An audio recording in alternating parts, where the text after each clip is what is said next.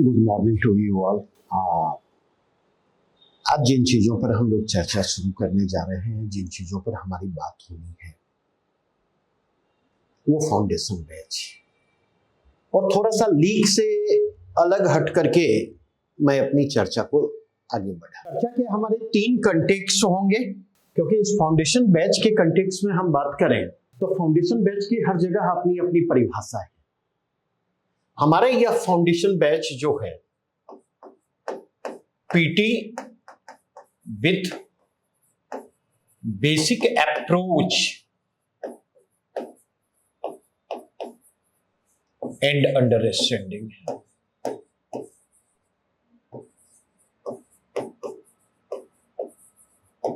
इस चीज को समझिएगा, और इसी चीज को अभी हम आपके सामने एलैबोरेट करने जा रहे हैं। 3 चीजें हैं।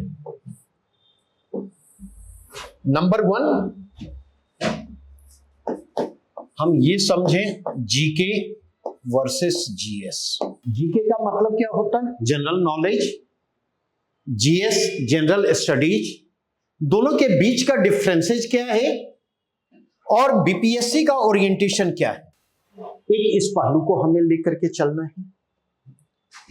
दूसरा पहलू जो हमें यहां पिक करना है, जिस पर हमारी आपके साथ चर्चा होगी, पीटी वर्सेस मेंस।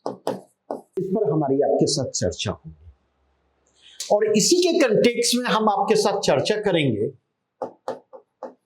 जो बाजार की धारणा है हमारे बारे में। बाजार की धारणा की चर्चा हम इसी के कंटेक्स्ट में करेंगे, और आपके लिए मोस्ट एप्रोप्रिएट क्या है। और फिर तीसरी चीज जो अहम है वह है फीस। ये भी एक महत्वपूर्ण पहलू है। तो मैं शुरू करना चाहूंगा निदा फाजली के एक शेर से।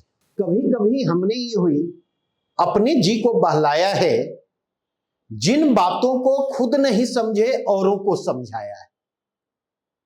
कई बार अपने ग्रेजुएशन डेज को याद करता हूं, इस निदा फाजली के इस शेर से सबका बाद में पड़ा। तो जब अपने ग्रेजुएशन डेज को याद करता हूं तो एक हमारा मित्र हुआ करता था, वो अक्सर कहता था कि यार किसी को कन्विंस नहीं कर सकते हो ना, तो उसको कंफ्यूज कर दो। अगर किसी को कन्विंस नहीं कर सकते हो तो उसको कंफ्यूज कर दो, और अगर तुम कंफ्यूज करने में सफल रहे तो वो ऑटोमेटिकली फिर तुम्हारी बात मानने लगेगा। बातें समझ में आई? ठीक है। तो बाजार जो है कन्विंस करने की बजाय कंफ्यूज करने की स्ट्रेटजी में विश्वास करता है। आप इस बात को समझिए। हमारे एक मित्र हैं, पटना में ही हैं, एडिशनल कमिश्नर रैंक पर है। दिल्ली में सार्थक में हमारे कलीग भी हैं और काफी करीबी फ्रेंड हैं। वो एक फ्रेज यूज किया करते थे, इंफॉर्मेशन पॉल्यूशन। Information pollution. आज के कंटेक्स्ट में अगर हम देखें तो समस्या इंफॉर्मेशन की नहीं है, बम्बार्डमेंट्स ऑफ इंफॉर्मेशन। इंफॉर्मेशन एक के बाद दूसरे, दूसरे के बाद तीसरे, तीसरे के बाद चौथे, चौथे के बाद पांचवे। अब जब बम्बार्डमेंट ऑफ इंफॉर्मेशन की स्थिति है तो बम्बार्डमेंट ऑफ इंफॉर्मेशन पॉल्यूशन की ओर ले जा रहा है। हम ये जज कर पाने की स्थिति में नहीं है कि किस इंफॉर्मेशन को हम लें और किसको छोड़ें, कौन सा इंफॉर्मेशन हमारे लिए उपयोगी है और कौन सा इंफॉर्मेशन हमारे लिए उपयोगी नहीं। और जब हम ये जज कर पाने की स्थिति में नहीं है तो हम कंफ्यूज करते हैं, और जब हम कंफ्यूज करते हैं तो उस स्थिति में अक्सर ऐसा होता, जो हमें चुनना चाहिए हम उसको छोड़ देते, जो छोड़ना चाहिए उसको हम चुन लेते। और यह समस्या लगातार बढ़ती जा रही है। और ऐसा नहीं कि इंफॉर्मेशन पॉल्यूशन के शिकार आप ही लोग हैं। इंफॉर्मेशन पॉल्यूशन के शिकार कई बार हम जैसे लोग भी होते। हम जैसे लोगों को भी इंफॉर्मेशन पॉल्यूशन का सामना करना पड़ता। अब उस स्थिति उस सिचुएशन को कैसे फेस किया। जैसे कई बार क्या हुआ, कुछ सूचनाएं आई, सोशल मीडिया का दौर है, फेसबुक, व्हाट्सएप, ट्विटर, कोई सूचना आई, इमीडिएट रिएक्शन दिया, इमीडिएट रिएक्शन दिया, और बाद में पता चला कि वो सूचना गलत थी। नहीं, तो जब वो सूचना गलत थी, उस सूचना पर मैंने रिएक्ट किया, अपने सोशल मीडिया प्रोफाइल से उस पर अपनी प्रतिक्रिया दी, नहीं तो कम से कम जिन लोगों के बीच भी मैं मौजूद हूं वो प्रश्न तो करेंगे। क्योंकि ऐसी स्थिति में इंडिविजुअल की इंटीग्रिटी का प्रश्न महत्वपूर्ण हो जाता है, इंडिविजुअल की क्रेडिबिलिटी का प्रश्न महत्वपूर्ण हो जाता है। देखा, एक बार ऐसा हुआ, दो बार ऐसा हुआ, तीसरी बार से अपने को चेक किया, तीसरी बार से अपने को चेक ये किया कि रिस्पांस टाइम बढ़ा दिया। जैसे बांग्लादेश में कोई घटना घटी है, तो अल्पसंख्यकों के साथ क्या हो रहा है, इंडियन मीडिया ने उस पर रिएक्ट करना शुरू किया, सोशल मीडिया पर रिएक्शन शुरू हुआ। नहीं, कई लोगों ने हमारे प्रोफाइल पर भी जाकर के पूछा कि अब क्यों नहीं बोल रहे हैं। नहीं भाई, बोलने के पहले सही सूचना तक पहुंच होनी चाहिए ना, उसके लिए समय चाहिए, उसके लिए ऊर्जा चाहिए, उसके लिए काउंटर व्यू को स्पेस देना होगा। नहीं, बातें समझ रहे हैं या नहीं? सारे रिसोर्सेस तक तो मेरी पहुंच नहीं है, तो हमने रिस्पांस टाइम बढ़ा दिया, एक दिन दो दिन प्रतीक्षा की, एक दिन दो दिन प्रतीक्षा की, तो पर्याप्त समय होता, तब तक चीजें सामने आने लगी। और जब चीजें सामने आने लगी तो पता यह चला कि माइनॉरिटी को निश्चित तौर पर वहां पर टारगेट किया गया है, इसको डिनाई नहीं किया जा सकता। नहीं, लेकिन माइनॉरिटी को वहां पर जो टारगेट किया गया है और उसको जिस रूप में प्रेजेंट किया जा रहा है इंडियन मीडिया के द्वारा या सोशल मीडिया में जो एक माइनॉरिटी राइट्स के लिए फाइट करने वाले हैं हिंदू वॉरियर, उनके द्वारा जो प्रेजेंट किया जा रहा है, दोनों में जमीन आसमान का फर्क है। दो कैजुअलिटी हुई है वहां पर, दो माइनॉरिटी की कैजुअलिटी की बात सामने आई ऑथेंटिक रूप में। एक जो शेख हसीना अवामी लीग के मेंबर थे और दूसरे जो पुलिस प्रशासन से जुड़े हुए थे।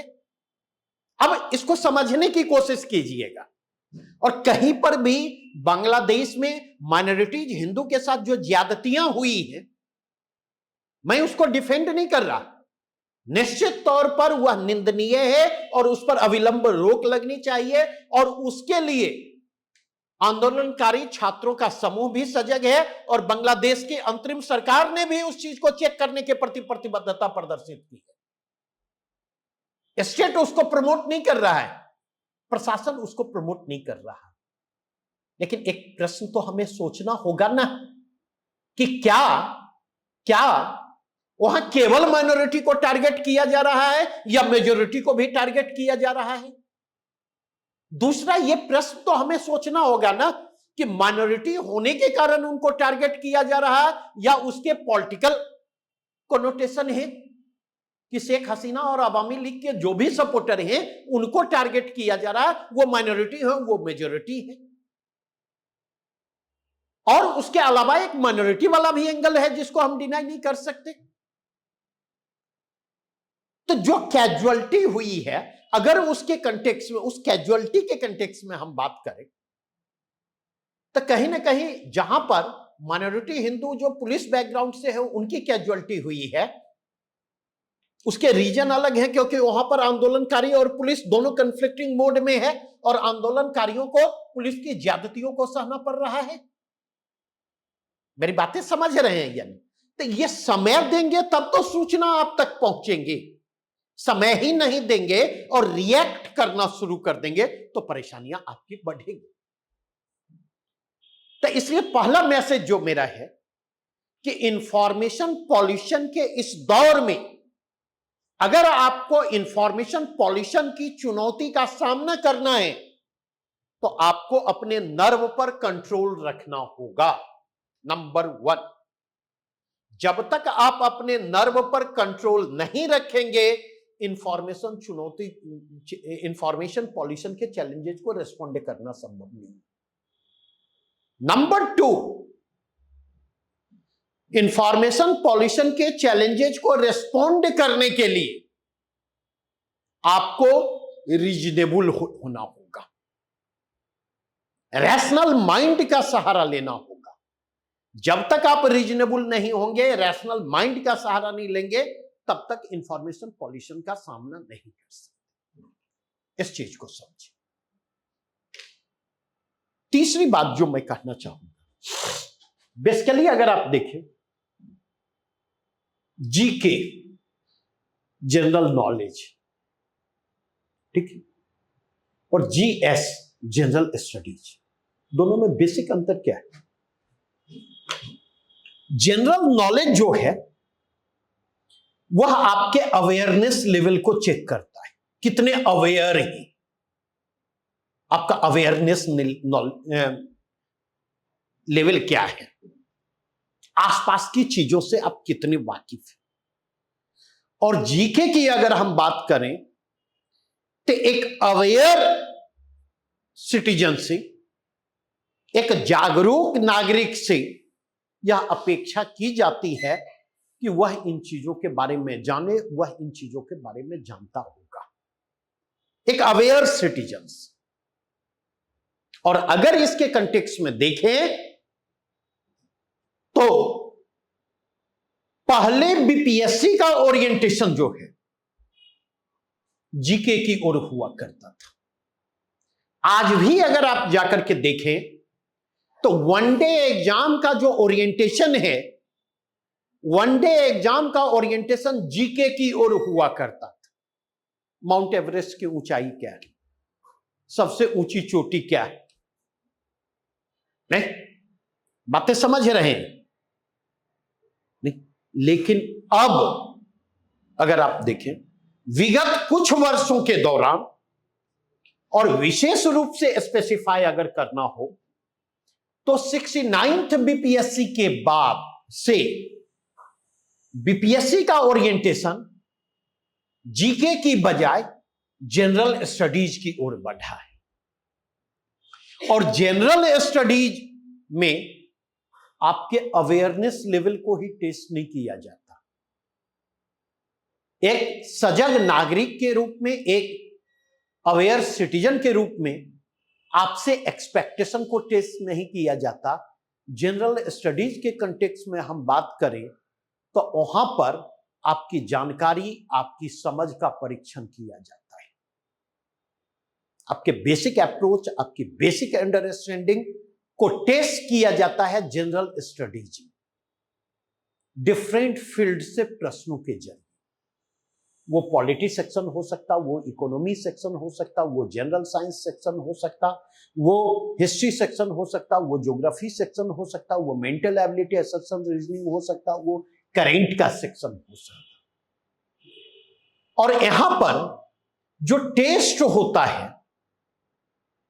वह टेस्ट जो है फैक्चुअल प्रश्नों के कंटेक्स्ट में भी होता है, वह टेस्ट जो है कंसेप्चुअल प्रश्नों के कंटेक्स्ट में भी होता है। और इसीलिए अगर आप जाकर के देखें तो जीके ओरिएंटेड प्रश्न जो होते हैं उनमें उथलापन होगा। वो जीके ओरिएंटेड प्रश्न सतह पर तैरते हुए आपको दिख जाएंगे, लेकिन जीएस ओरिएंटेशन प्रश्न आपको सतह पर तैरते हुए दिख भी सकते हैं और सतह पर तैरते हुए नहीं भी दिख सकते। जीएस ओरिएंटेशन वाले प्रश्नों को कवर करने के लिए आपको डुबकी लगानी होगी, और डुबकी लगाने के लिए रुकना होगा। बिना रुके और बिना डुबकी लगाए जीएस ओरिएंटेशन वाले प्रश्न आप कवर नहीं कर सकते। और अगर इस पॉइंट ऑफ व्यू से देखें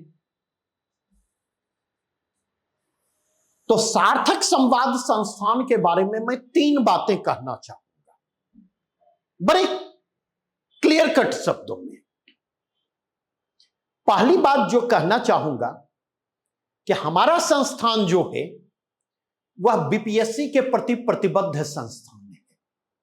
इसकी प्रतिबद्धता बीपीएससी के प्रति है और बीपीएससी में भी जो सिविल सर्विसेज एग्जामिनेशन है, बीपीएससी के स्टेट सिविल सर्विसेज एग्जामिनेशन है, हमारी पूरी की पूरी प्रतिबद्धता उसके प्रति। अन्य संस्थानों की तरह हम ऐसा नहीं है कि हमने टीआरई भी शुरू कर दिया। जब टीचर की वैकेंसी आई, जब दरोगा की वैकेंसी आई, दरोगा भी हमने शुरू कर दिया। जब बिहार बीएसएससी की वैकेंसी आई, हमने बीएसएससी की भी ये शुरू कर दिया। हमारे यहां क्लासेज केवल और केवल आपको बीपीएससी सिविल सर्विसेज एग्जामिनेशन के लिए मिलेंगे। हमारी प्रतिबद्धता उसके प्रति, और ऐसे प्रतिबद्ध संस्थान शायद पटना में आपको दूसरे नहीं मिलेंगे, ये मैं कह सकता हूं। दूसरी चीज जो मैं कहना चाहूंगा, हमारा अप्रोच जीके ओरिएंटेड की बजाय जीएस ओरिएंटेड है, जो बीपीएससी की नीड और रिक्वायरमेंट है। नंबर 2, तीसरी चीज जो मैं कहना चाहूंगा, ये जो जीएस ओरिएंटेशन है हमारा, इस जीएस ओरिएंटेशन में भी जो है, जीएस ओरिएंटेशन के कारण ही हम ना तो लुसेंट बेस्ड अप्रोच अपनाते हैं और ना ही हमारे क्लास वन लाइनर फैक्ट के दायरे तक सीमित रहते। हम कंसेप्ट बिल्डिंग को प्रायोरिटी देते, हम बेसिक अप्रोच और बेसिक अंडरस्टैंडिंग के डेवलपमेंट को हम प्राथमिकता देते हैं, और हमारे यहां प्री एग्जाम की जो भी रिक्वायरमेंट होगी, फिर मेरी बात पर गौर कीजिए, पीटी एग्जाम की जो भी रिक्वायरमेंट होगी, जो भी फैक्चुअल रिक्वायरमेंट होगी, वह सारी रिक्वायरमेंट हमारे यहां पूरी होगी। हां, आपको ऐसा लगेगा नहीं, क्योंकि फैक्ट हमारे यहां जो है कॉन्सेप्ट से लिपटे हुए आते, फैक्ट पर कॉन्सेप्ट का लेयर मौजूद होता है। और जब फैक्ट, कॉन्सेप्ट और अंडरस्टैंडिंग से संबद्ध होकर के आते हैं, तो फैक्ट को रटने की जरूरत नहीं पड़ती है, फैक्ट को कैरी करना कंपैरेटिवली आसान हो जाता है। इसलिए हमारा जो फोकस होता है fact with basic concept and basic understanding पर होता है। और चूंकि हम बेसिक कॉन्सेप्ट और अंडरस्टैंडिंग के डेवलपमेंट को प्राथमिकता देते हैं, इसलिए आप सार्थक संवाद संस्थान के बारे में इस संस्थान के बाहर के लोगों से चर्चा करें, तो अधिकांशतः आपको यह धारणा मिलेगी कि यह तो मेंस के लिए संस्थान है, यह प्री के लिए नहीं है। वहां प्री नहीं पढ़ाया जाता, वहां मेंस पढ़ाया जाता है।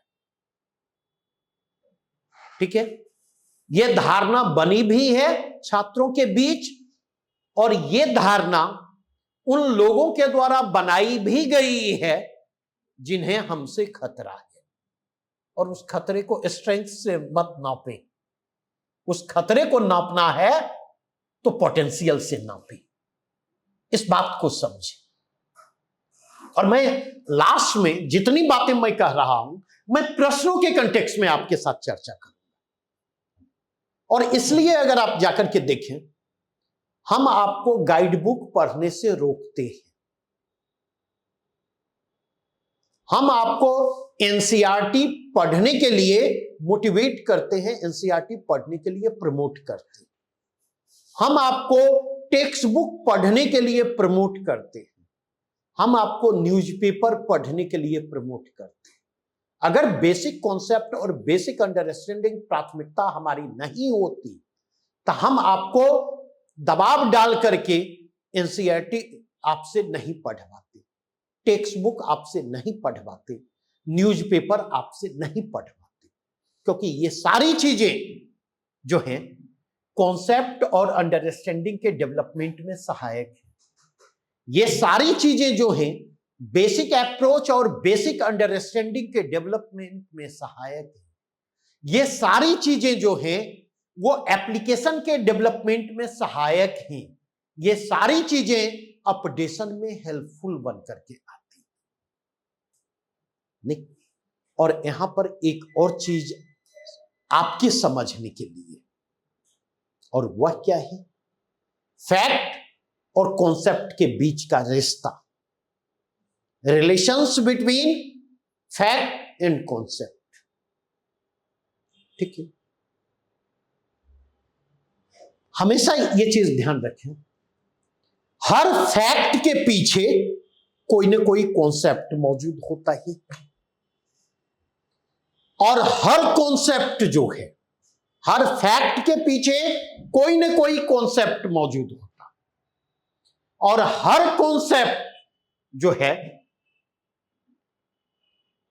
के पीछे फैक्ट्स मौजूद होते हैं, क्योंकि कई फैक्ट्स मिलकर के एक कॉन्सेप्ट की ओर ले जाते हैं, एक कंक्लूजन की ओर ले जाते हैं नहीं।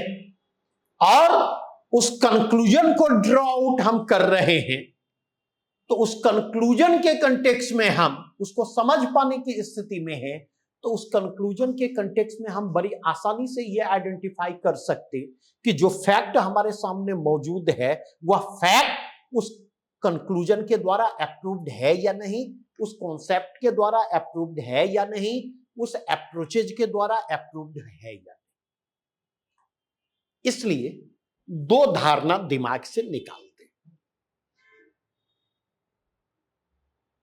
दो धारणा आप दिमाग से निकाल दें, क्योंकि एक स्ट्रॉन्ग परसेप्शन क्या है मैं आपको बतला दूं। क्योंकि सिविल सर्विसेज जो एग्जामिनेशन होते हैं ना, 3 स्टेज होता है, पीटी, मेंस, इंटरव्यू होता है ना। पीटी के बारे में क्या धारणा हमारी है? यह नॉलेज टेस्ट है, और यह नॉलेज टेस्ट क्या है? फैक्चुअल कंटेक्स्ट में। यहां टेस्ट ऑफ नॉलेज है पीटी में, फैक्चुअल कंटेक्स्ट में यह धारणा है। मेंस के बारे में धारणा क्या है? यह नॉलेज टेस्ट है किसके कंटेक्स्ट में? कॉन्सेप्ट एंड अंडरस्टैंडिंग के कंटेक्स्ट में यह नॉलेज टेस्ट है। और इंटरव्यू के बारे में धारणा क्या है? यह पर्सनालिटी टेस्ट है। इसको समझने की कोशिश कीजिएगा, यही धारणा है ना? क्या वाकई ऐसा है? क्या वाकई ऐसा है? प्री में हम 4 ऑप्शन होते, एक ऑप्शन को ट्रिक करना होता हमें, जो सही होता है, जो मोस्ट एप्रोप्रिएट होता। मेंस में प्रश्न एक होता, आपके सामने प्रश्न होते, उसके उत्तर लिखने होते। वो राइटिंग स्किल का टेस्ट है नहीं? और वह राइटिंग स्किल के टेस्ट के साथ साथ लिंग्विस्टिक एक्सप्रेशन का भी टेस्ट है। आप जो जानते हैं, जिन बातों को समझते हैं, उनको आप कितने बेहतर तरीके से एक्सप्रेस करने की स्थिति में, कितने प्रभावी तरीके से आप उनको अभिव्यक्ति दे पाने में समर्थ हैं। और तीसरा कंटेक्स्ट अगर आप जाकर के देखें, तो वह तीसरा कंटेक्स्ट क्या है? मेंस के बारे में क्या हम कहते हैं? यह पर्सनालिटी टेस्ट नहीं, पूरे के पूरे आपके व्यक्तित्व का विश्लेषण। तो ये जो क्लासिफिकेशन है, इस क्लासिफिकेशन को मैं आउटराइटली रिजेक्ट नहीं करूंगा। इस वर्गीकरण को मैं पूरी तरह से खारिज नहीं करूंगा, क्योंकि इन जनरल अगर आप देखें तो इन जनरल ये वर्गीकरण सही है, और इन जनरल आपको लगेगा ऐसा ही है। लेकिन इन जनरल गहराई में अगर आप जाकर के देखें, तो जब आप गहराई में जाएंगे तो स्थिति आपको बदली हुई मिलेगी, परिदृश्य आपको बदला हुआ मिलेगा। गहराई में अगर आप जाएंगे तो मैं यह कहना चाहूंगा, ये जो तीनों है, ये तीनों क्या है? ये तीनों both knowledge test plus personality test. तीनों चरणों में नॉलेज टेस्ट भी होता है, पर्सनालिटी टेस्ट भी होता है, तीनों चरणों में। और यह नॉलेज टेस्ट जो होता है फैक्चुअल इंफॉर्मेशन के कंटेक्स्ट में भी होता है और कंसेप्चुअल इंफॉर्मेशन के कंटेक्स्ट में। अब कहेंगे कैसे? अभी मोस्टली पीटी होने वाला है आगे, और अगर उस पीटी के कंटेक्स्ट में देखें तो कई बार क्या आप देखेंगे, तैयारी बहुत अच्छी है, लेकिन एग्जामिनेशन के एक दिन पहले, 2 दिन पहले क्या हुआ? फीवर आ गया, लूज मोशन शुरू हो गया, वोमिटिंग शुरू हो गया। ऐसा होता है या नहीं होता है? नहीं, पता चला रात में नींद ही नहीं आ रही है, रात में नींद ही नहीं आ रही है। सवाल उठता, ऐसा होता क्यों है? क्या वाकई आप बीमार पड़ गए हैं? बतलाइए। नहीं, एक फ्रेज है एग्जाम फोबिया। एग्जाम फोबिया, परीक्षा में असफल होने का डर। वो डर आप पर हावी होता, और जब वो डर आप पर हावी होता है, जब डर आप पर हावी होता, ठीक है, तो आपका बॉडी जो है वो डिफरेंट तरीके से उस डर के प्रति रिएक्ट करता है। वही रिएक्शन है वो, नहीं?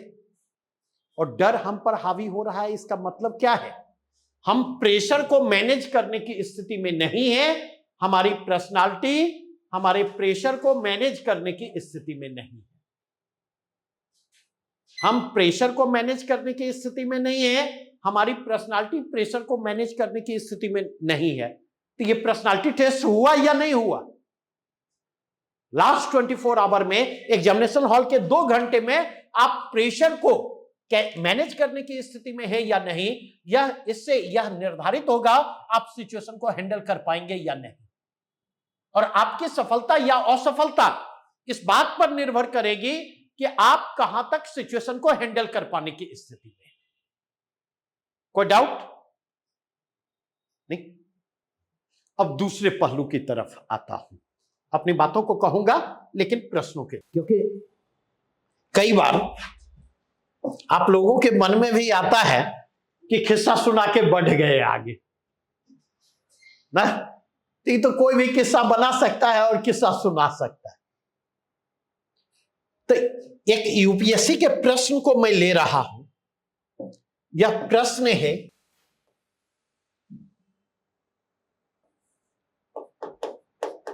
सिविल सर्विसेज एग्जामिनेशन पीटी का, और जिस प्रश्न को मैं पिक कर रहा हूं वो प्रश्न बीपीएससी में भी पूछा जा सकता है। कोई टिपिकल प्रश्न मैं नहीं पिक कर रहा, और वो प्रश्न इसलिए पूछ रहा हूं कि उस प्रश्न को लगातार 2 साल यूपीएससी पीटी में पूछा गया। और प्रश्न क्या है? प्रश्न है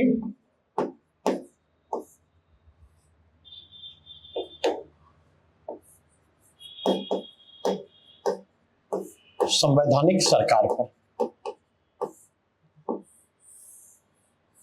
दैट इज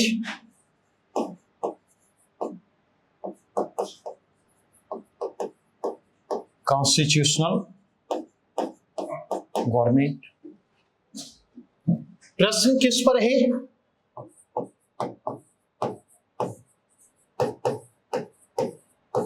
संवैधानिक सरकार पर, कॉन्स्टिट्यूशनल गवर्नमेंट पर। ये एक बार यह प्रश्न पूछा गया सिविल सर्विसेज एग्जामिनेशन पीटी 2021 में, और दूसरी बार यह प्रश्न, उसके पहले यह प्रश्न पूछा जा चुका था सिविल सर्विसेज एग्जामिनेशन पीटी 2019 ठीक है, अब देखें प्रश्न क्या पूछा गया। तो 2020 में प्रश्न पूछा गया कि परिभाषा से संवैधानिक सरकार का, दोनों बार मीनिंग ही पूछा गया। परिभाषा से by definition constitutional government is a, और 4 ऑप्शन है इसमें। ए विधानमंडल द्वारा सरकार, बी दूसरा ऑप्शन है लोकप्रिय सरकार, तीसरा है बहुदलीय सरकार, डी सीमित सरकार। ये प्रश्न बहुत महत्वपूर्ण है, जिस आइडिया को मैं आपको फाउंडेशन बैच के कंटेक्स्ट में डिस्कस करने जा रहा हूं। First one is government by legislative, second one is popular government, third one is multi party government, and fourth one is limited government. एक बार यह ऑप्शन रहा। और आप लोग जो पीआईक्यू करते क्या करते हैं, प्रीवियस ईयर के प्रश्नों को आप करते हैं तो उत्तर देखने के लिए करते हैं कि देखें इसका उत्तर क्या दिया है, इसी के लिए नहीं करते नहीं? प्रश्नों के ट्रेंड समझने के लिए आप पीआईक्यू को नहीं पलटते। ठीक है, कभी भी जो प्रश्न पूछे गए हैं उसके कॉन्सेप्ट और अंडरस्टैंडिंग वाले पार्ट के लिए पीओआईक्यू को नहीं पलटते। अब अगर हम गौर करें यहां पर, मैं दूसरी बार जब प्रश्न पूछा गया तो वह क्या है, पूछा गया कॉन्स्टिट्यूशनल गवर्नमेंट मींस, तो पहला है किसी राष्ट्र की परिसंघीय संरचना वाली एक प्रतिनिधि सरकार। दूसरा ऑप्शन है कोई सरकार जिसके प्रमुख के पास नाम मात्र की शक्तियां हो। और जिनको लगता हो बीपीएससी ऐसा प्रश्न नहीं पूछ सकती है, 69वीं बीपीएससी के पीटी के प्रश्नों को पलट ले, उनको आइडिया लग जाएगा कि ये तो बहुत आसान प्रश्न है। कई प्रश्न ऐसे पूछे गए हैं बीपीएससी पीटी में 69वीं में जिसमें हवा तक नहीं लगेगा। एक प्रश्न में 5-5, 6-6 कॉन्सेप्ट इन्वॉल्व है। कोई सरकार जिसके प्रमुख के पास वास्तविक शक्ति हो। और चौथा ऑप्शन है कोई सरकार जो संविधान की सीमाओं से परिबद्ध हो। अब इस बात को समझे, मैंने पहले कहा कि हमारे संस्थान के बारे में जो धारणा है, र्यूमर है कि ये मेंस के लिए संस्थान है, पीटी के लिए नहीं। क्यों ये धारणा है, क्यों ये धारणा बनी है, इस पर हमने चर्चा की और इस धारणा को बनाया भी गया है। क्योंकि कोई ये नहीं कहेगा कि उनको कुछ नहीं आता है, ये कह के मेरी आलोचना नहीं कर सकता। ठीक है, कोई ये नहीं कहेगा कि वो कमिटेड नहीं है, मेरी प्रतिबद्धता पर कोई प्रश्न चिन्ह नहीं खड़ा करेगा। ठीक है, कोई मेरी सिंसेरिटी पर प्रश्न चिन्ह खड़ा नहीं करेगा, मैं आपको बतला दूं। वो सब इससे परे है। नहीं तो आलोचना का आधार क्या होगा? एक कहीं से मुझे सूचना मिली कि अमुक संस्थान में गया हुआ था कोई, तो वहां पर कहा गया नहीं पढ़ाते तो अच्छा है लेकिन खाली राजनीति की बात करते। हमने कहा अच्छा, तो हाँ, हमने कहा आज से राजनीति की चर्चा मैं क्लास में करूंगा ही नहीं। मतलब बिना उस चर्चा के भी हम पढ़ा सकते। चर्चा इसलिए करते ताकि एक आप आसानी से कनेक्ट कर सके, एक थॉट प्रोसेस आपका डेवलप हो सके, एक अवेयर सिटीजन आप हो सके। और अगर ये चीजें होंगी तो आपको यहां पर भी फायदा होगा। मैं चर्चा करूंगा ही नहीं, मेरे पास बहुत प्लेटफॉर्म है उस चर्चा के। और जो बातें मुझे कहनी है वे बातें बिना किसी नेता और बिना किसी राजनीतिक दल का नाम लिए भी मैं कह सकता हूं इस ऊज के कंटेक्स्ट में। मेरी बातें समझिए। तो उसके बाद जितने मेंस के इकोनॉमी के क्लासेज लिए, किसी पॉलिटिकल पार्टी का मैंने कभी नाम ही नहीं लिया, सीधे टाइम इशू फेज की चर्चा की। नहीं तो वहां मेरे पास छोड़ने के विकल्प थे, लेकिन सवाल यह उठता है, यहां पर हमारे पास छोड़ने के विकल्प नहीं है। अगर हम भी लुसेंट बेस्ड अप्रोच को अपना लें तो मुझे पता है कि भीड़ इकट्ठा करना हमारे लिए भी आसान होगा, कम समय में चीजों को करवाया जा सकेगा। नहीं, बच्चों को समझने के लिए, चूंकि उस क्लास में कुछ नहीं है, लुसेंट में कुछ नहीं है समझने के लिए, एनसीईआरटी में समझने के लिए है, तो एनसीईआरटी पढ़ने में परेशानी आती है। और चूंकि आपकी परेशानी को बाजार समझ रहा है, इसलिए एनसीईआरटी को बाजार ने अपने तरीके से गाइड के रूप में प्रेजेंट कर दिया, उसकी आत्मा को मार के उसको गाइड के रूप में प्रेजेंट कर दिया। आप कहते हैं आप एनसीईआरटी हमने पढ़ी है, एनसीईआरटी कहां से पढ़ी है? तो फलाने की एनसीईआरटी। अरे फलाने की एनसीईआरटी क्या होगी? एनसीईआरटी तो एनसीईआरटी होगी, उसमें फलाना चिलाना कहां से आ गया? मेरी बातें समझ रहे हैं या नहीं? यहां पर मेरे पास छोड़ने के विकल्प नहीं है। नहीं, और वो इसलिए कह रहे क्योंकि वो आपकी कमजोरी को समझते हैं, आपके माइंडसेट को समझते हैं। आपके नीड और रिक्वायरमेंट से उनका कोई लेना देना नहीं है, आपके नीड और रिक्वायरमेंट से हम लोगों का लेना देना। और वो अपने लिमिटेशन को भी समझते हैं, वो अपने लिमिटेशन को समझते हैं।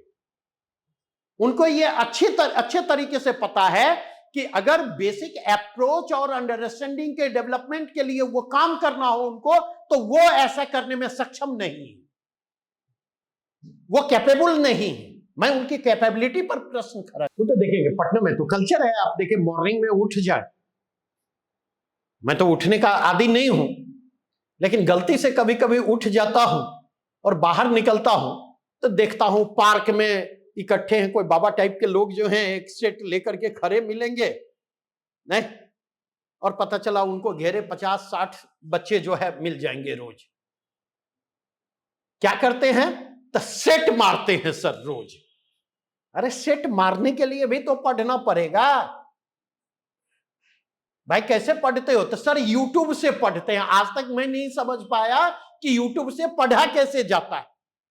भाई कैसे पढ़ते हो, कैसे पढ़ते हो? तो सर वो ऑनलाइन मटेरियल जो है ना, वो आप एक बात समझे, यूट्यूब से व्यवस्थित तैयारी नहीं की जा सकती। सिंपल सी चीज समझें, आप सामान्य सी चीज को समझने की कोशिश करें कि ऑनलाइन व्यवस्थित तरीके से तैयारी करना थोड़ा मुश्किल है। ऑनलाइन जो रेंडमली मटेरियल आप पिक करते, उसके लिए आपको हार्ड कॉपी चाहिए, वो पीडीएफ के फॉर्म में कंप्रीहेंसिव अप्रोच के साथ हो या ऐसी हो। यद्यपि मेरा मानना है कि ऑनलाइन डिजिटल फॉर्म में जो मटेरियल होते हैं उसकी तुलना हार्ड कॉपी अगर आप पढ़ते हैं तो उसका लर्निंग आउटकम कंपैरेटिवली बेहतर होता है। डेविएशन हार्ड कॉपी से पढ़ने में कम होते। ऑनलाइन पढ़ते पढ़ते कब टून बजा, कब टेलीग्राम पर गए, कब व्हाट्सएप पर गए, कब फेसबुक पर गए, कब नहीं, और कहीं पर दिक्कत आई, सोचे कि एक बार गूगल पर सर्च करके देखे, गूगल खोले, किसी और चीज पर नजर पड़ी और पता चला कि सारा काम आधा घंटा, 1 घंटा, 2 घंटा में कर लिया, सिवा उस काम के जिसके लिए आपने गूगल किया, खोला था। ऐसा होता है या नहीं होता है? तो इस बात को आप समझने की कोशिश करें। अब क्यों बार बार मैं कॉन्सेप्ट और अंडरस्टैंडिंग पर, ये फैक्चुअल है या ये कॉन्सेप्चुअल प्रश्न है? फैक्चुअल है, हाँ? तो फैक्चुअल है तो उत्तर बतलाओ। इसके पीछे पूरा का पूरा कॉन्सेप्ट है, पूरी की पूरी अंडरस्टैंडिंग। और चूंकि दोनों में ऑप्शन अलग अलग है, इसलिए आपका मीनिंग सेंस भी डेवलप होना चाहिए, मीनिंग सेंस भी आपका डेवलप होना चाहिए और आपकी अंडरस्टैंडिंग भी डेवलप होनी चाहिए। अब अगर जाकर के देखें थोड़ा सा विधानमंडल द्वारा सरकार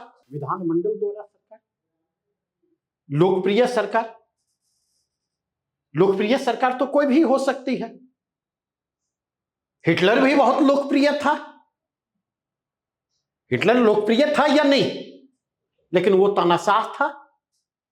मुसोलिनी भी लोकप्रिय था, लेकिन वो तानाशाह था। नहीं तो कोई लोकतांत्रिक सरकार भी अलोकप्रिय हो सकती है। बांग्लादेश में शेख हसीना की सरकार को लेके लोकतांत्रिक तरीके से निर्वाचित सरकार है, उसकी निर्वाचन की जो सीमाएं हैं, लेकिन वह अलोकप्रिय सरकार थी, तभी तो रिजाइन करके भागना पड़ा। नहीं, बहुदलीय सरकार, बहुदलीय सरकार, सरकार एक दलीय भी हो सकती, बहुदलीय भी हो सकती, और संविधान एक दलीय सरकार की भी परिकल्पना करता है, बहुदलीय सरकार की भी परिकल्पना करता। 1977 के पहले तक अगर आप जाकर के देखें तो भारतीय संवैधानिक मैकेनिज्म के अंतर्गत एक दलीय सरकारें हुआ करती थी। 1989 ऑनवर्ड्स देखें तो मल्टी पार्टी गवर्नमेंट का कॉन्सेप्ट आता है उसी कॉन्स्टिट्यूशनल मैकेनिज्म के तहत। नहीं तो अगर हम देखें संवैधानिक सरकार का मतलब क्या है? सीमित सरकार है।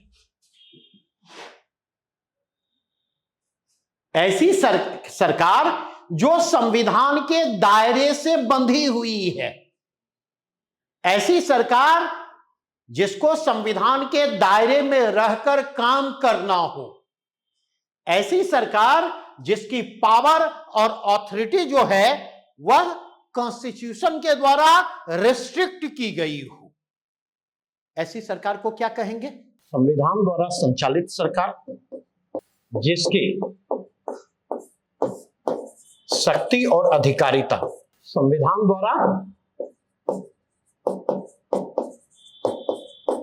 मर्यादित हो।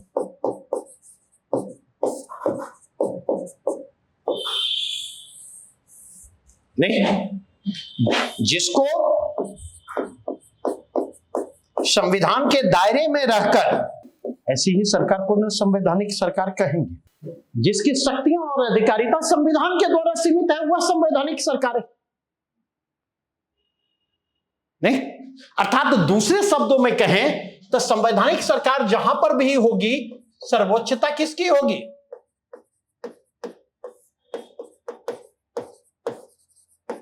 सर्वोच्चता संविधान की होगी, ना कि सरकार की।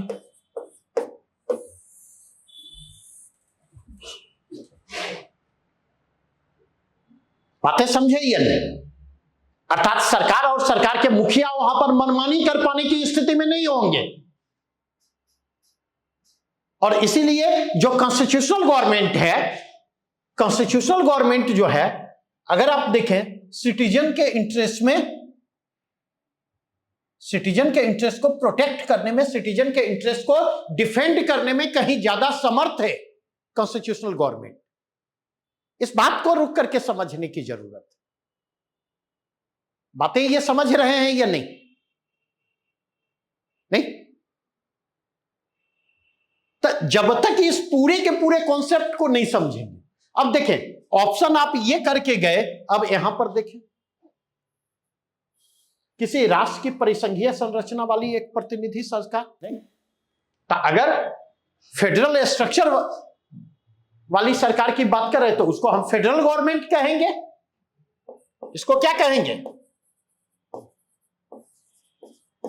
फेडरल गवर्नमेंट कहेंगे, संघीय सरकार कहेंगे। कोई सरकार जिसके प्रमुख के पास नाम मात्र की शक्तियां हो।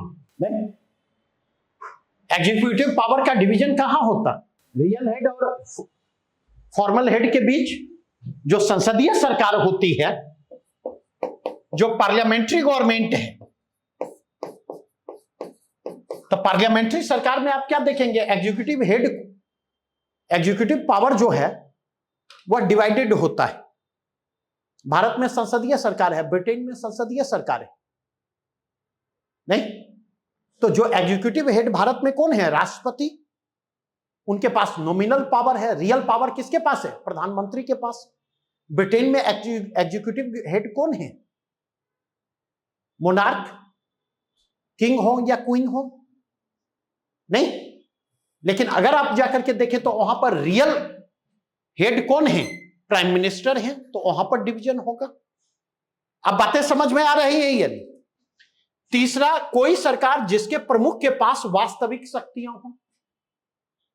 भारत के प्रमुख के पास वास्तविक शक्तियां नहीं है, ब्रिटेन के प्रमुख के पास वास्तविक शक्तियां नहीं है, लेकिन अमेरिका के प्रमुख के पास अगर आप जाकर के देखें तो अमेरिका के प्रमुख के पास वास्तविक शक्तियां हैं, नहीं। तो इसका मतलब क्या हो गया कि जो राष्ट्रपतीय अध्यक्षीय सरकार होगी, जहां प्रेसिडेंशियल सिस्टम होगा, जहां पर प्रेसिडेंशियल सिस्टम होगा, जहां राष्ट्रपति शासन की संकल्पना होगी, वहां पर वास्तविक शक्तियां किसके पास होंगी, एग्जीक्यूटिव हेड के पास होंगी, नहीं। और अंतिम देखें, कोई सरकार जो संविधान की सीमाओं से परिबद्ध हो। देखें तो चीजें मिली, नहीं। तो अगर केवल रट करके जा रहे हैं संवैधानिक सरकार मतलब सीमित सरकार है,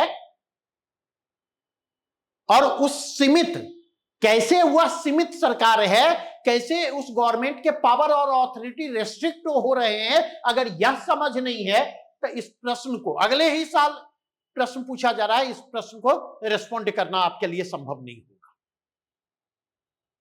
तो यह प्रश्न फैक्चुअल है या कॉन्सेप्चुअल है, आप मुझे बतला दें। कॉन्सेप्चुअल है, और अगर ऐसे प्रश्न पूछे जाएंगे तो किस लुसेंट की बदौलत आप कर लेंगे, और कंफ्यूज मत करेंगे। एक कंफ्यूजन कभी नहीं होना चाहिए, और कंफ्यूजन यह कोचिंग के नोट्स और बाजार में मिलने वाले मटेरियल की एक समस्या है कि जैसे प्रीवियस ईयर के प्रश्न आएंगे ना, जगह जगह पर जो प्रश्न पूछा गया है एक लाइन में उसको ऐड कर दिया जाता। यह स्ट्रेटजी होती है या नहीं? बोल्ड कर दिया जाएगा और लिख दिया जाएगा सीएसई 2020 या CSE 2021 BPSC 69th BPSC 68th BPSC. आपको क्या लगेगा, अरे सारे प्रश्न तो इसी बुक से पूछे गए। कोचिंग के नोट्स दिए जाएंगे, आपकी धारणा बनेगी सारी चीजें यहीं से पूछी गई, नहीं। तो वहां पर हमें समझदारी क्या बरतनी होगी। अभी संवैधानिक सरकार पूछा गया, कभी संसदीय सरकार पूछा जा सकता, कभी परिसंघीय सरकार के बारे में पूछा जा सकता। तो संवैधानिक सरकार पर प्रश्न पूछे गए, ये हमारे लिए सूत्र है, उसके माध्यम से सरकार के डिफरेंट फॉर्म जो है उसके संदर्भ में हम अपने बेसिक अप्रोच और बेसिक अंडरस्टैंडिंग को डेवलप करने की कोशिश करें। अब किसी कोचिंग में पढ़ाया जा रहा है तो हम ये देखें कि वहां पर हमें फेडरल गवर्नमेंट के बारे में समझाया गया है या नहीं, वहां हमें पार्लियामेंट्री गवर्नमेंट के बारे में समझाया गया है या नहीं, वहां हमें प्रेसिडेंशियल गवर्नमेंट के बारे में समझाया गया है या नहीं। अगर नहीं समझाया गया है तो अगली बार प्रश्न होगा, और गुल्ली डंडा खेले, गुल्ली डंडा खेले नहीं, उसमें एक टर्म यूज होता ठेठी में, आप लोगों के इधर क्या कहा जाता मैं नहीं कह सकता, हुस्ना, मतलब गिल्ली में मारे, गिल्ली उछलती है और फिर मारना होता है ना। तो कई बार क्या होता है, गिल्ली पर डंडा लगने की बजाय हवा में डंडा मूव कर जाती है, इसको हुस्ना कहते हैं, समझे। और हुस्ने की स्थिति में क्या होते, जीतने वाला पद आता है, होता है या नहीं? नहीं। तो यहां भी अगर हुसेंगे तो यहां पर पदाने वाला जीतने वाला नहीं है, पदाने वाला कौन है, बीपीएससी है, यूपीएससी है, अदर स्टेट पीसीएस के एग्जाम है। इस बात को समझने की जरूरत है। आप इस बात को समझने की कोशिश करें कि पीटी और मेंस में कोई अंतर विरोध नहीं है, ठीक है। ये जो हमने आपके साथ चर्चा अभी की यहां पर, ठीक है, पीटी का जनरल ओरिएंटेशन फैक्चुअल की ओर होता है, इसका मतलब ये नहीं है कि वहां कॉन्सेप्ट की जरूरत नहीं होती। 150 क्वेश्चन अगर प्री से पूछे जा रहे हैं तो मेरी बात आप मान करके चलिए 55 से 60 क्वेश्चन केवल होंगे जिसको बहुत बेहतर तैयारी है, तो 55 से 60 क्वेश्चन होंगे जिसको डायरेक्ट हिट करने की स्थिति में आप होंगे, उससे ऊपर जा ही नहीं सकते। बचे 90 प्रश्न, 90 प्रश्न में कुछ प्रश्नों को छोड़ना होगा नेगेटिव मार्किंग। शेष प्रश्नों को कैसे करेंगे उसका उत्तर आप नहीं जान रहे तो उसके लिए हम लोग जो है किसका सहारा लेते? डिडक्शन मेथोडोलॉजी का सहारा लेते। क्या होगा ये नहीं पता है, क्या नहीं होगा हम ये आइडेंटिफाई करने की कोशिश करते पहले फेज में, और फिर 4 से ऑप्शन को 2 पर सीमित करते, और फिर अपनी समझ, अपनी जानकारी के आधार पर हम ये अनुमान लगाने की कोशिश करते कि उन 2 ऑप्शन में मोस्ट एप्रोप्रिएट ऑप्शन कौन सा है। तो आप इस बात को समझें कि ऐसे प्रश्न जिसको डायरेक्टली हिट करने की स्थिति में नहीं है, जहां पर डिडक्शन मेथोडोलॉजी का आप इस्तेमाल करते और फिर सिलेक्शन मेथोडोलॉजी का इस्तेमाल करते, उन दोनों ही स्थितियों में आपको कॉन्सेप्ट और अंडरस्टैंडिंग की जरूरत होती है। बिना कॉन्सेप्ट और अंडरस्टैंडिंग के वहां पर परफॉर्म कर पाना मुश्किल है, और बिना वहां पर परफॉर्म किए आपका पीटी में चयन मुश्किल है। आप इस बात को समझने की कोशिश करें। तो इसलिए हमने कहा कॉन्सेप्ट की जरूरत यहां भी है, फैक्ट की जरूरत यहां पर भी है, फैक्ट और कॉन्सेप्ट की जरूरत यहां पर भी है। क्योंकि अगर अंडरस्टैंडिंग आपकी डेवलप है, अगर आपके पास इंफॉर्मेशन है, तो कॉन्फिडेंस क्या होगा? नहीं, कॉन्फिडेंस कब हाई रहता है? महीने के शुरुआत में कॉन्फिडेंस हाई रहता है या महीने के अंत में हाई रहता? बतलाइए, क्यों अंत में क्यों नहीं हाई रहता है? हाँ, शुरुआत में देखेंगे जब पैसा आता है तो पर्स में पैसा होता है तो एकदम कॉन्फिडेंस बना रहता नहीं, और लास्ट तक आते आते दबाव मैक्सिमम होता है, किसी तरह ये महीना कट जाए और जल्दी से जल्दी अगले महीना का पैसा आए। ऐसा होता है या नहीं?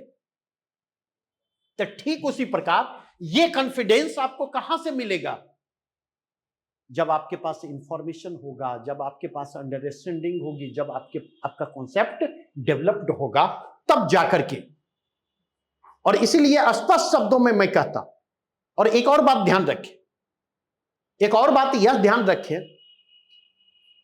रोशन सर ने भी लगातार इस चीज की चर्चा की, अखिलेश सर भी लगातार इस बात की चर्चा करते, टुकड़ों में तैयारी नहीं की जा सकती सिविल सर्विसेज की।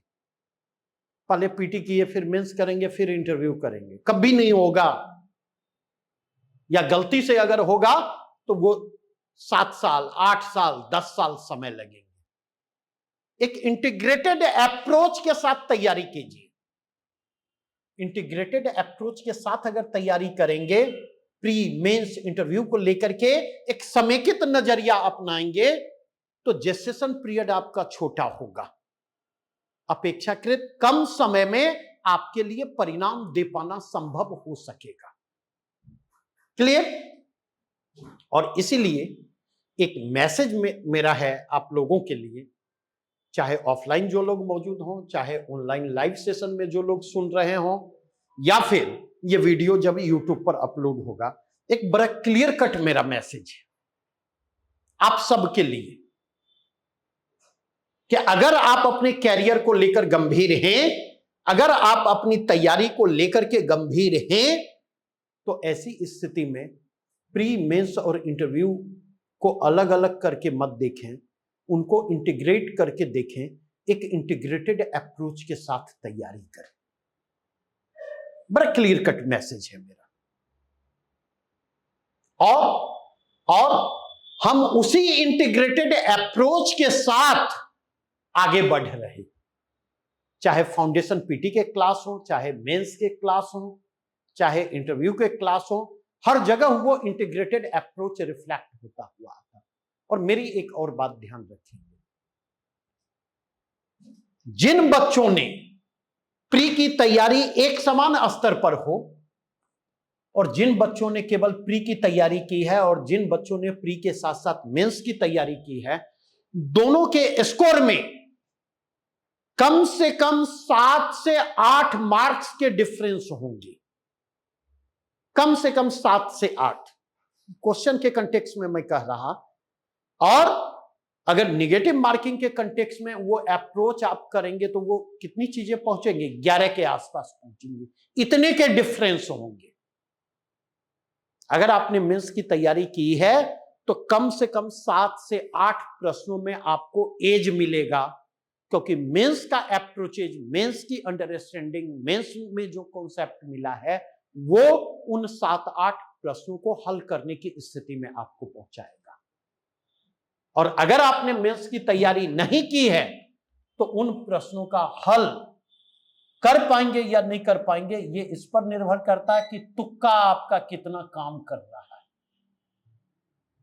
तुक्का मारते हैं ना बाबा के नाम पर, हनुमान जी के नाम पर, अल्लाह के नाम पर, समझे। और तुक्का तो तुक्का होता, तुक्का तो तुक्का होता है, वो ऐसे तो होता नहीं।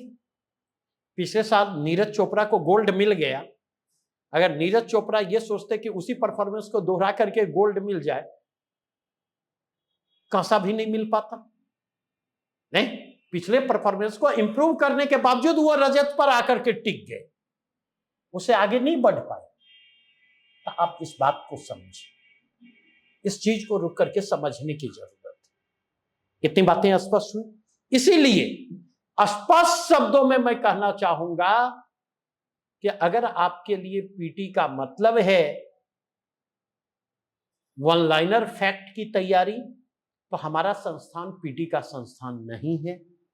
अगर आपके लिए पीटी का मतलब है लुसेंट बेस्ड अप्रोच के साथ तैयारी, तो हमारा संस्थान पीटी का संस्थान नहीं है।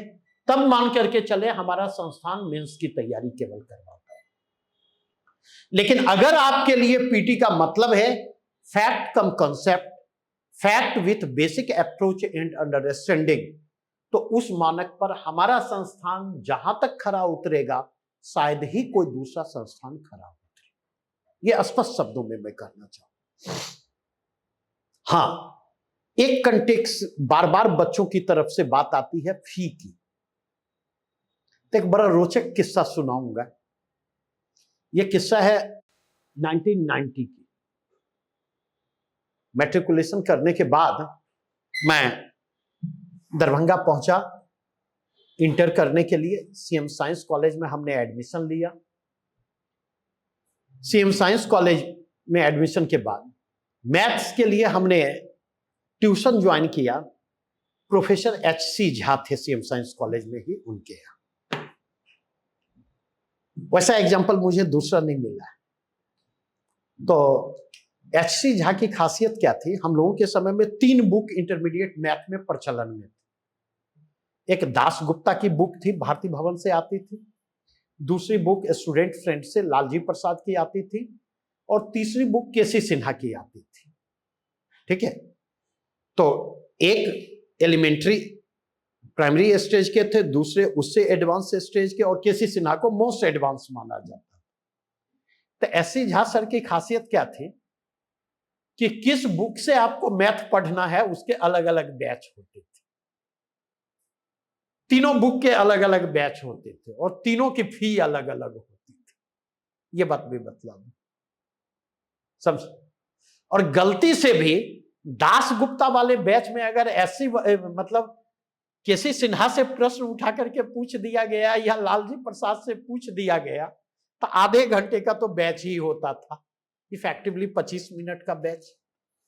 तो वो कलम रख देते थे और कहते थे अहाँ बड़ा तेज छी, पहले अहाँ लालजी प्रसाद या केसी सिन्हा के फीस पे करूं तब हम अपने को बताएं। तो ये तो लाइट मोड में हमने कहा। अगर हमारा कोर्स, फाउंडेशन कोर्स हमारा पूरा 12 से 14 महीने का हमारा फाउंडेशन का कोर्स, ठीक है। और 12 से 14 महीने के इस कोर्स में जो है, इसकी अभी जो फी है अक्टूबर में बढ़ेगी। अभी इसकी फी 35,000 है। नहीं, आपको लग रहा है, कई लोगों को लगता है फी बहुत ज्यादा है, लगता है या नहीं? दरअसल ये साइकोलॉजिकल है। साइकोलॉजिकल इसलिए है क्योंकि आपको 5,000 में भी पीटी पढ़ाने वाले बाहर मिल जाएंगे, 4,000 में भी पढ़ाने वाले मिल जाएंगे, और 11 रुपया गुरु दक्षिणा लेके भी पढ़ाने वाले मिल जाएंगे। हर तरह की वैरायटी बाजार में उपलब्ध है। तो आप इस चीज को समझें, हम भी बाजार में हैं, हमारे अपने भी कंपल्सन है, एक पैरामीटर्स हमारे भी हैं, ठीक है। और अगर कोई आपको क्वालिटी डिलीवर कर रहा है, हमने अपने बच्चे को अभी पहले बायजू में हम लोगों ने करवाया था, बायजू में 2,65,69,000 फी हमने पे की, लेकिन फिर हमने ऑनलाइन की हालत जो देखी और बच्चों की लर्निंग प्रोडक्टिविटी पर उसका जो असर पड़ा, तो हमें लगा कि एटलीस्ट 1 साल के लिए बच्चे को कहीं ऐसे शिक्षक के पास डाला जाए, ऐसे संस्थान में डाला जाए जो पर्सनली उस पर ध्यान दे सके। ठीक है, और अभी अपने 2 बच्चों को हमने डाला है, एक क्लास 9th में है, दूसरा क्लास 10th में है। एक बच्चे की फी 26,000 रुपये है, क्लास 9th क्लास 10th के बच्चे की। ठीक है, वीक में 3 दिन क्लासेज होते हैं, 2 घंटे के। ठीक है, और उन्हें एवरेज हम आपको 6 डेज इन ए वीक दे रहे हैं। तो मेरी एक बात ध्यान रखिए, 2 बातें, एक सस्ता रोवे बार बार, महंगा रोवे एक बार, इस चीज को जरूर समझिएगा। दूसरी चीज, एक और चीज समझने की कोशिश करें, फी कहीं पर भी कम फी में ज्वाइन करके आप 10,000 रुपया बचा सकते, 20,000 रुपया बचा सकते, 25,000 रुपया बचा सकते, 30,000 रुपया बचा सकते। अब आप सोच करके देखें कि वहां 30,000 रुपया बचाया है या आपने गंवाया है। अगर एक मोमेंट पर पहुंचने के बाद आपको लगता है आप गलत जगह फंस गए, तो ऐसी स्थिति में मोटा मोटी मैं लेकर के चल रहा है, अगर हमारा 12 महीने का ही कोर्स मानो, तो 12 महीने का जो समय गया वो दोबारा कभी वापस लौटेगा? कोई सर्विस उसको कंपनसेट कर सकता है? वो टाइम, वो एनर्जी। दूसरा, उस 12 महीने के दौरान अगर आप जाकर के देखें, पटना में अगर आप रह रहे तो कम से कम आपका खर्च कितना है? कम से कम मुझे नहीं लगता 8,000 से कम के खर्च में पटना में संभव होगा। ठीक है, और मैं कह रहा हूं एक लोअर मिडिल क्लास के स्टेटस को ध्यान में रख के और उसके स्टैंडर्ड ऑफ लिविंग को ध्यान में रख कर साल भर में 1 लाख रुपया नहीं, तो कहीं आपने 5,000 की फी में ही कोर्स ज्वाइन किया तो 1 लाख प्लस 5,000, 1,05,000 खर्चा की हुआ नहीं? ठीक है, अब आप बतलाइए कि 12 महीने के बाद आपको लगे फंस गए, तो आपने बचाया या डुबाया? ये दूसरी बात है। और तीसरी बात, बीपीएससी के साइकिल को अगर देखें तो करीब करीब अभी 2.5 साल लग रहे हैं तैयारी शुरू करने से लेकर के रिजल्ट आने तक। अगर एक अटेम्प्ट पहले आपका सिलेक्शन हो गया और अगर सिलेक्शन में एक अटेम्प्ट का डिले हुआ नहीं, तो 30 महीने की मोटा मोटी पहले सिलेक्शन की स्थिति में क्या सैलरी आएगी जोड़ ले नहीं? और जब तक आपका सिलेक्शन होगा उस समय स्टार्टिंग पॉइंट क्या होगा? 65 से 70,000 रुपया, करीब करीब 20 लाख रुपया नहीं? और चौथी चीज, अगर सिलेक्शन 2.5 साल डिले होता है तो जिस ट्रॉमा से गुजरना होगा,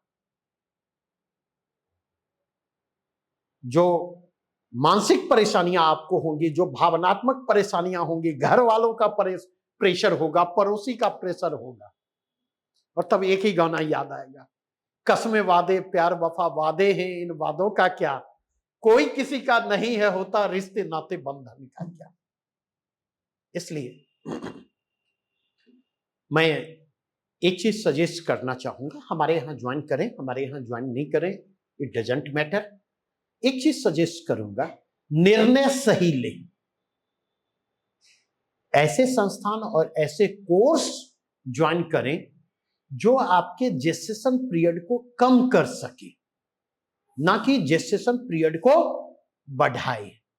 और दूसरा सजेशन मेरा यहां पर होगा कि कोई भी कोचिंग संस्थान आपको सेलेक्ट नहीं करवाता है।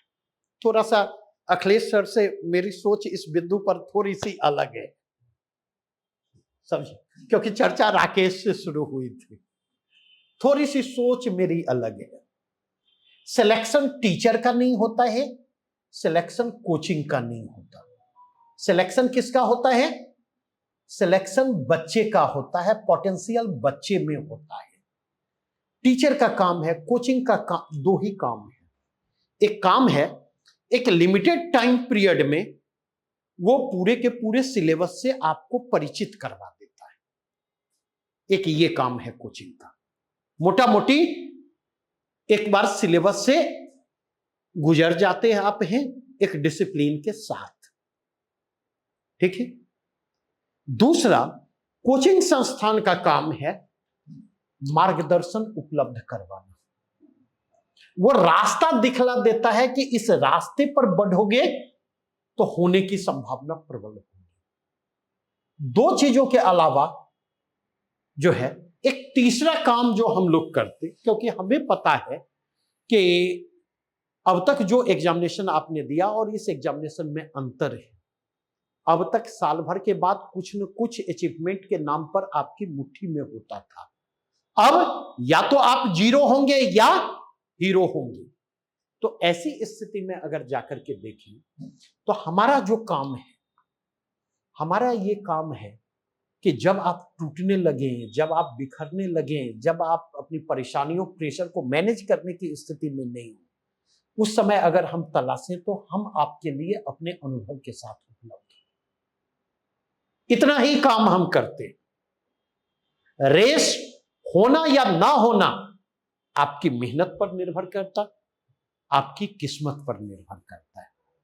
किस्मत की भूमिका मैं लिमिटेड मानता हूं, मेहनत की भूमिका अहम होती।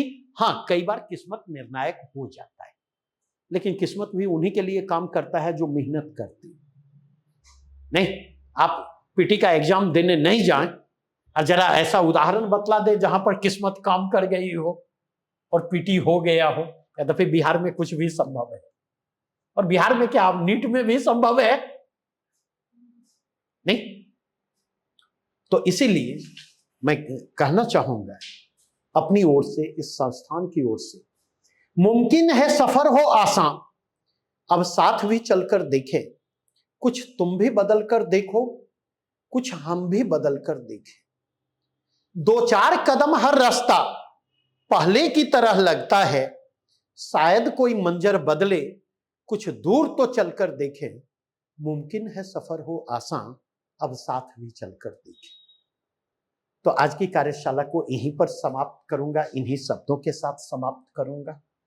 कल से पॉलिटी सेक्शन में स्टार्ट करने जा रहा हूं। टाइमिंग यही होंगे 10 से 12, ठीक है।